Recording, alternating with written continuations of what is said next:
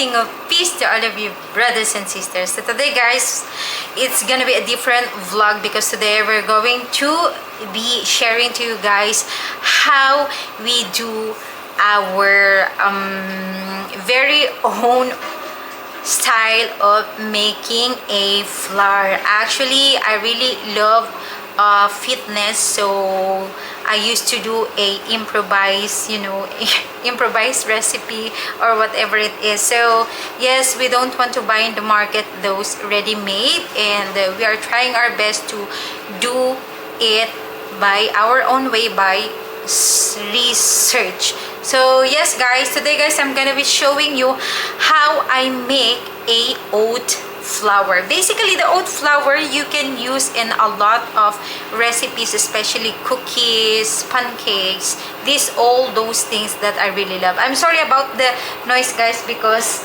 our washing machine is really noisy. So yes guys, I hope you are ready to see it and what is the brand of oats that I'm using always. And I never actually changed this oat brand since before. It was very long time ago since I find out this amazing oat whole grain. So without further ado, let's start it.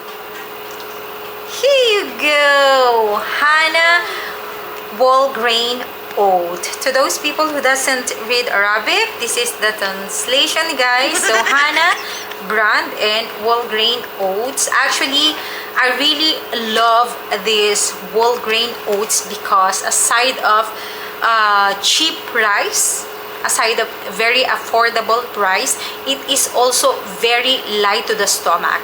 Actually, I've been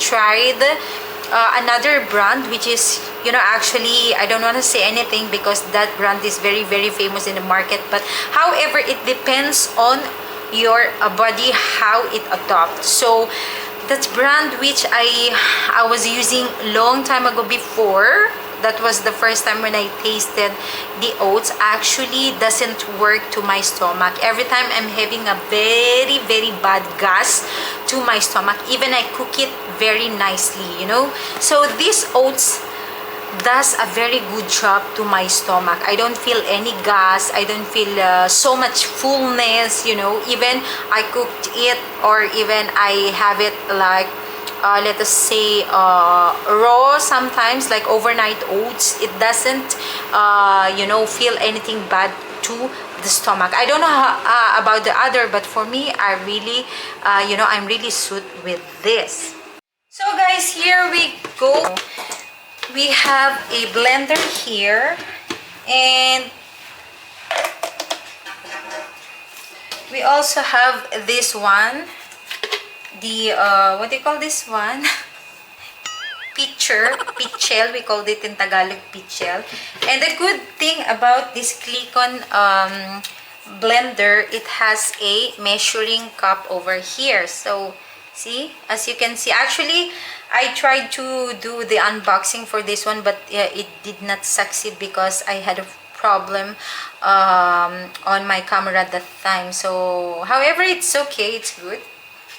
So yes guys, it's all up to you. What do you want to use? This one, the grinder one, the small one, or this pitcher. So for me, let us try the pitcher, because in pitcher you can use a large quantity of the whole grain. So yes, as you can see guys, it is really good packaging.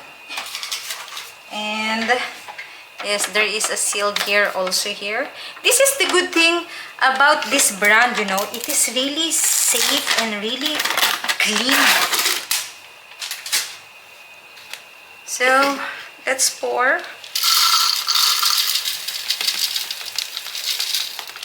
This quantity. Let's check if it goes, because this is the first time that I'm going to, grind this oats here in the blender. So let us see if it will succeed. Basically, I used to use this one, but it's very small quantity. Yeah, here you go. So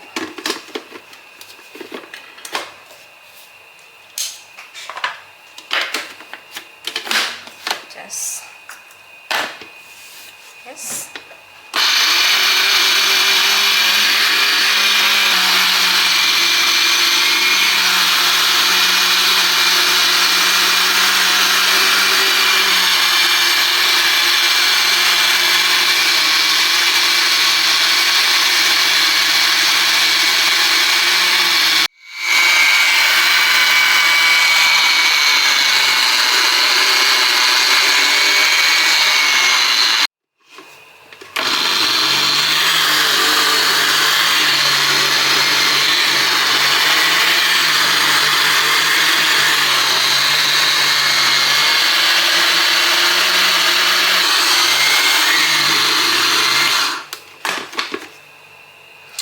So here we go, guys. As you can see, it's already a flower. Yeah. Let us just show you guys. Ayan. Ifo-focus ko lang yung camera. So this is how it look like, guys. Ayan. It's super fine. As you can see, I hope it shows in the camera. Again, it's not showing to the camera. Ayan. Yes. See, it's super fine. And we're going to transfer it now to our, yeah, to our, this one.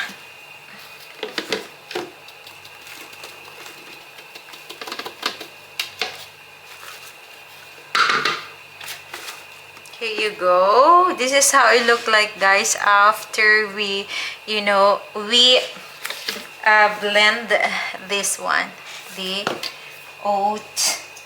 2,000 years later. Yeah, here you go, guys. This is our finished product, and yes, as you can see, it's almost the same quantity. Yeah, half this one and half of it we produced. Before, I have a little you know, bit quantity here, but you know, it doesn't make any sense because it's just too, you know, little. So yes, this is our finished product, and yes, everything's are fine, and the smell is just so good to the nose, you know. Yes, so yes, guys, I hope you enjoy watching this video, and please don't forget to subscribe to my YouTube channel, and press the notification bell down below so you get notified whenever I am uploading a new video. So till next time, maasalama.